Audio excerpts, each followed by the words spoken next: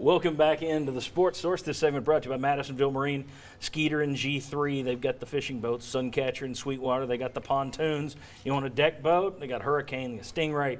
No other boat store in East Tennessee has that many different makes and models. It is one-stop shopping.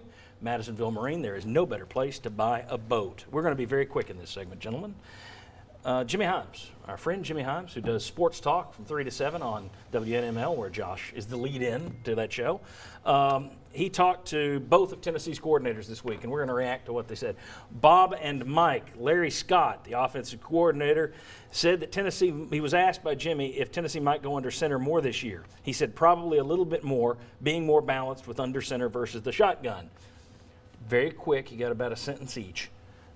Do you think you're going to see a lot more under center this year than you have in the previous years? I think I would define it as a lot more because you've seen so little. If they do it 20 times, that would be a lot. So I'm going to go with a lot more, defining it as narrow parameters. Yeah, that's the same thing Larry said in the spring when we saw the quarterbacks working out under center. And I think the reason why is there's going to be more of a run game, and now you get a little bit more play action involved with your offense. There we go. So everybody's expecting an appreciably 40% more. Okay, very good. I'm going 39. Josh and Chuck down there. Bob Shoop said that his defense can be better without Derek Barnett. They raised some eyebrows, but of course it can. There's 11 spots on the field. If they all improve, you can be better. But he said that his defense especially, he said the whole team, but his defense especially, has a little bit of a chip on their shoulder.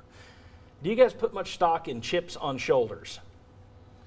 I don't. I think the fact that these guys now have a chance, all these defensive linemen that will now be the guys up front, that helps. But really, to me, I think Tennessee can be better because they should have, at least at the start of the year, compared to the middle and the end of last season, they'll have more numbers on their side, especially on the defensive line and at linebacker. Instead of a chip on your shoulder, it ought to be the size of a crater on the moon that has its own name. I mean, does that going to help you win games? No. Well, that's what I'm asking you. No, so you don't buy, neither of you buy chips.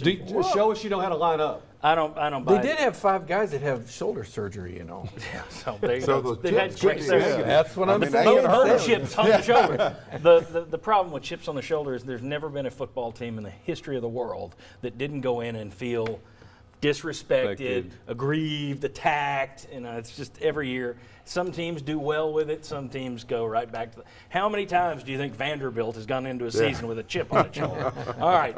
When we come back, it's our fast finish. We're going to talk football recruiting. We're going to talk SEC baseball. We're going to talk national rankings, another interesting stat about the Volunteers and where the program is compared to where it's been. Come on back.